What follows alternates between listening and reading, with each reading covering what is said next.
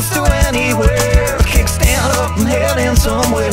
While you're waiting for the lights to change, we'll be hanging in the left lane. We got two wheels to anywhere. Open throttle, full tilt, no fear. Been waiting for a summer day. Two wheels burning, run away. Join the Two Wheels to Anywhere team as they take you on a biker's eye view journey across the USA. In this episode, we set off for Boxborough, Massachusetts, the home to Alpha Cars and Ural of New England. Come along for the ride and discover the classic charm of the Russian-made World War II motorcycle and sidecar.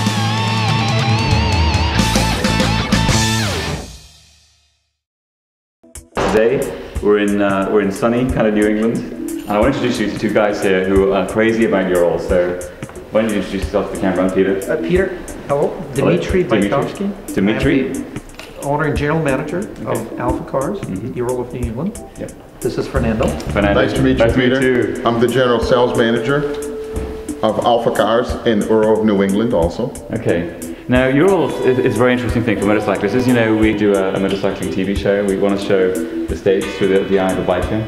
And so we've done a lot of touring. And so we were very interested in these unique motorcycles. Yeah, that means that these are all two-wheel drive. They're all kind of like with us. It's not the old-fashioned technology. And they're Russian, which is extraordinarily unique.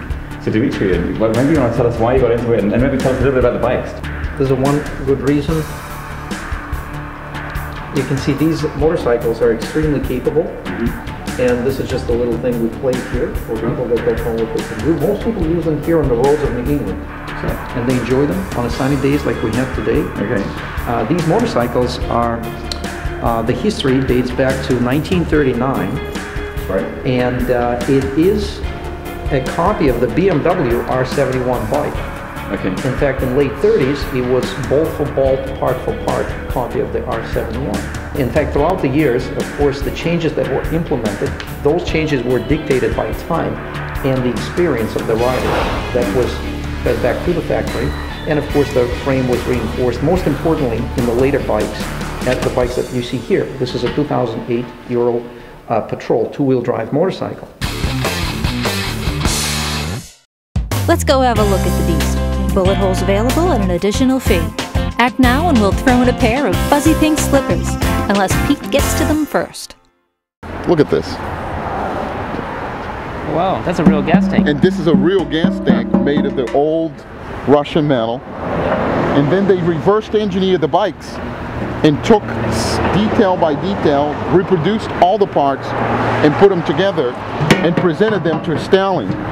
And he immediately ordered 3,000 bikes, and a total of 10,000 was used in the Second World War by the Russian army. And now they have modern engineering and low tolerances in manufacturing.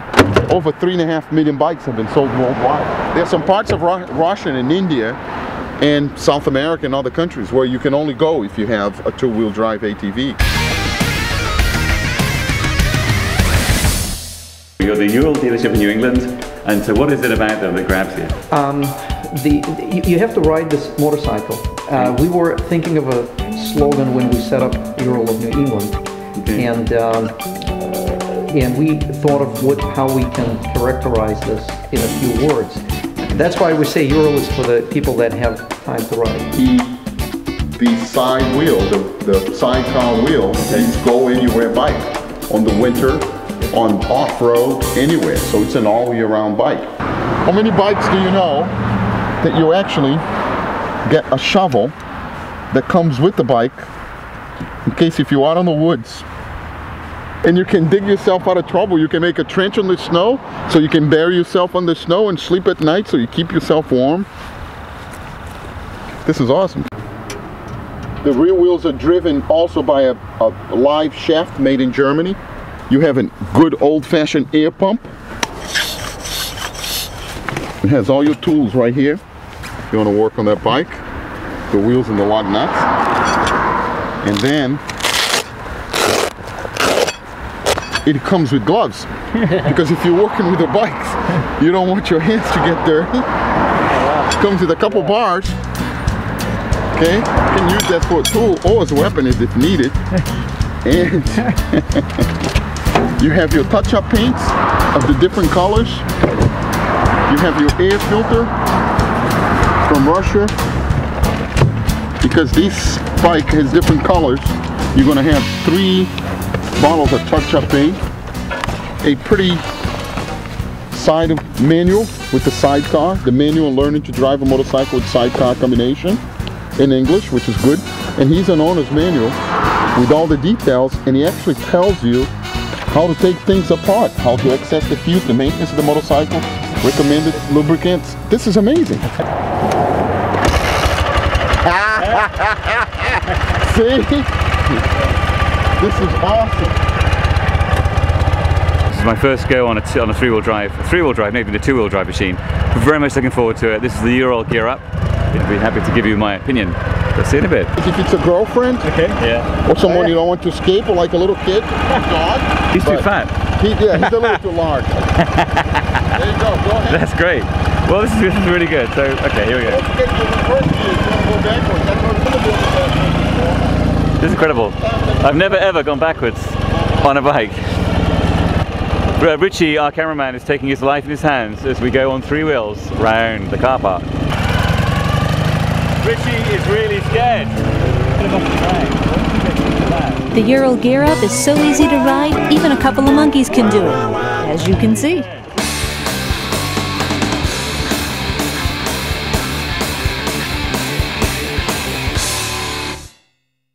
Great, I really enjoyed that. That was a good ride. Kind of weird, kind of like a jalopy kind of feeling. You're kind of like rocking around. It's like a bit like a fairground ride, and you're not quite sure who's in control, whether it's the bike or you. It's usually the bike, but it's good.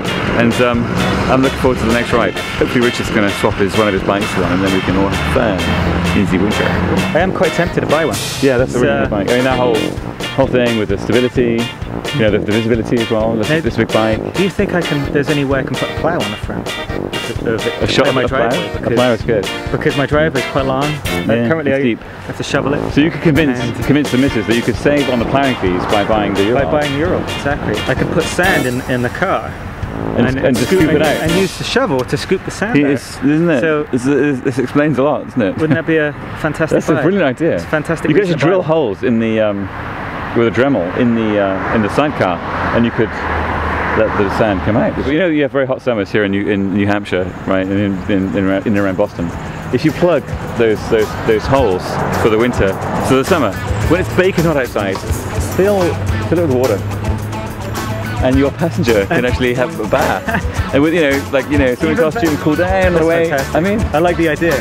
See, what you're saying is you can just sway, and the water will be swaying around, and you can put some little bubble bath in there. Bubble bath. It's nice and hot. Well, the girls have those condiments and condiments, whatever they are. You know, these little things that go in the soap. I think is right word. But yeah, little soaps and you know, shampoos. You can line them up on the front of the thing. Even better, a mixed drink. Just, you know, so you can get into the summery feeling of being by the pool. You could put a full bar in that You actually could. in that cycle. Yeah. I'm sure we can think of many uses for this. We've already had it. I mean, I think it's going to pay for itself. Absolutely. Flying bath. Right. So Richie is going to be a flying bathman. On 3 wheels. Okay, the flying barman, the flying batsman, and Pete are signing off. Fuel to anywhere and kickstands up.